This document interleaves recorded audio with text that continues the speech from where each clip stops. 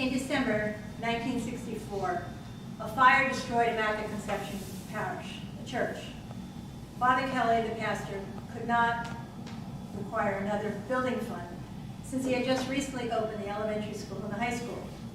So for 12 years, Immaculata Gym served as a site of Sunday Mass and Saturday confessions, and this beloved chapel was used for parish weddings, funerals, and daily masses. Many of our alumni were married here or buried loved ones from this sacred place. So it is fitting that our 17th Memorial Mass will be celebrated from this chapel. For me, this chapel has personal significance. Yes, it is where I went as a student or a teacher to pray for loved ones, a really hard geometry test, a shattered teenage romance, a friend's difficult times, or a student's challenges. It's a place of peace and reflection. But more importantly, it represents a critical lesson I learned as a 13-year-old. My family was New York Irish, and as such, Catholic high school was my future. But as an 8th grader, Immaculata was a huge unknown because it was so new. What I did know was that all of the cool classmates were going to Bridgewater Raritan. And since I was a cool kid, hence I had to go to Bridgewater. In a bold and uncharacteristically disrespectful gesture, I circulated a petition throughout my 8th grade class demanding that my parents send me to Bridgewater. On the list of things I regret most in my life, my next move is among the top. I presented the petition to my mother, who came to this country and was raised in a home by the Sisters of Charity.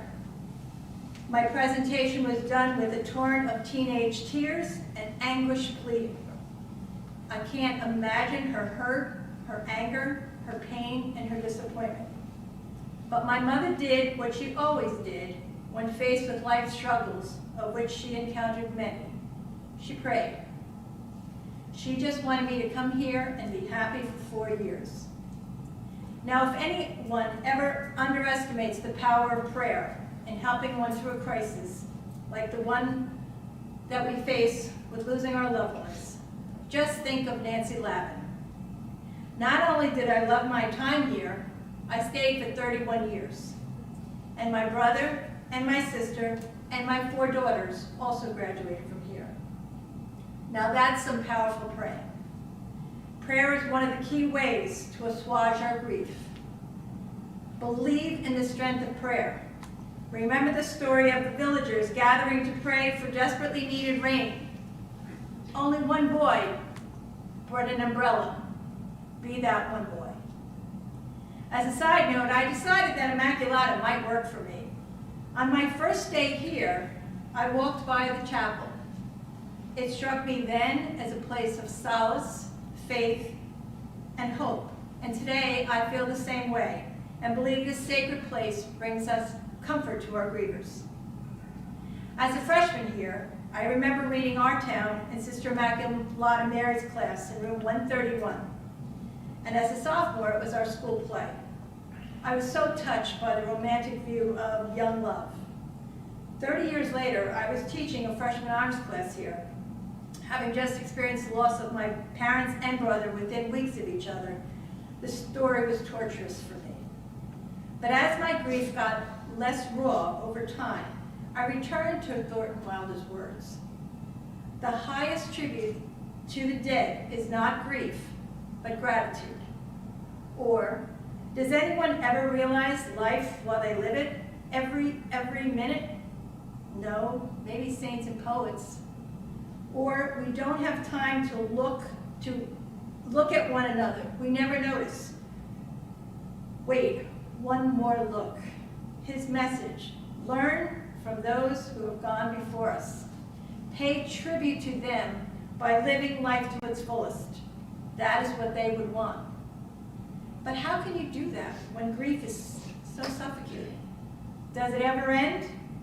No, it doesn't. It may become softer and gentler, but like love, it's forever.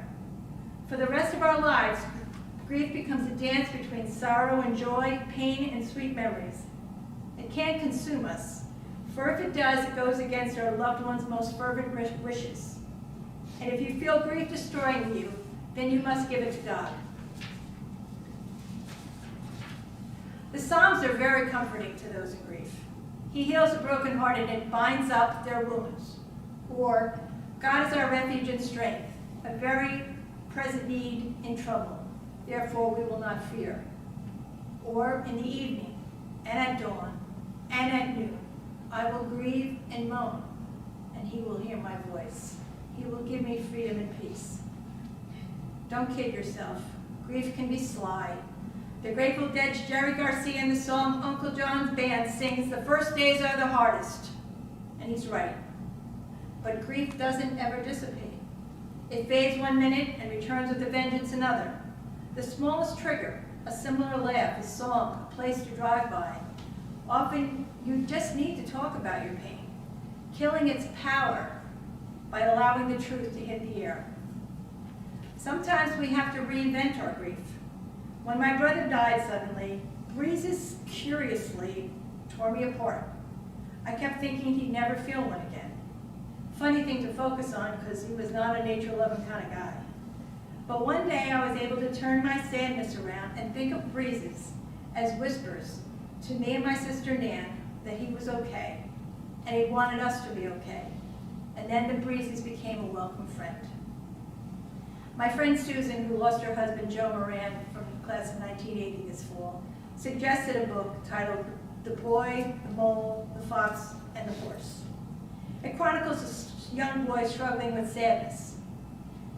His friend the horse tells him, sometimes just getting up and carrying on is brave and magnificent. The boy tells the horse, but there are dark clouds overhead. And his pal tells him, but they'll move on, and reveal the blue sky and the new leaves. The boy questions the horse, sometimes I think you believe in me more than I do. And the horse smiles and says, but you'll catch up. Poet James Russell Lowell said, all God's angels come to us disguised. And for us, we sadly lost 22 of God's Spartan angels this year. They include Ed Chaya, Pat Cullen, Marilyn Mills, Poe, James Zulello, Hector Alfonte, Rosemary Gessner, Andrew Gombos, Ann Katalik, Gray, Claire Murphy-Lamont, Jamie Lapoidevin, Rosemary O'Donoghue McGilligan, Frank McGuire, Joe Moran, Mark Murphy, Robbie Petruccia, Anthony Quaganito, Vinnie Ricardo, Karen Januski-Sarah, Christian Smith, Valerie Lisi Tinkin, Christopher Wasson, Andrew Wuho, and faculty members Jack Kelly, Sister Patrick Mary, Sister Aloysius, Sister Mary Ernestine, and our newest guardian angels, Mimi Brown, Jean Cummins, Anne-Marie DeLisi, Raymond DeBoro, Diane Peterson, and Lena Porton. God knows that this world has endured so much sadness and hardship this year. 2 of our alumni died from the virus. So much had to change, even this Mass. Instead of 500 people in the gym, we have less than 10 people here. But the plus side is that we are virtual, which means that people in Florida and California and Nevada and Vermont and Colorado can join us. Certainly we miss the togetherness of our grieving community. We want our classmates and our families with us. They've created an invisible net of support and hope for our new grieving families. We wish our classes could gather afterwards for the repast, but next year we'll be back in the gym and our sense of community will be even stronger. There's a saying for grievers, may his or her memory be a blessing, which translates into this, it is those left behind who must keep the loved one's goodness alive, to keep their legacy of kindness, grace, and compassion vibrant. May we do that for all the deceased Spartans, teachers, classmates, guardian angels, and may God bless Immaculata.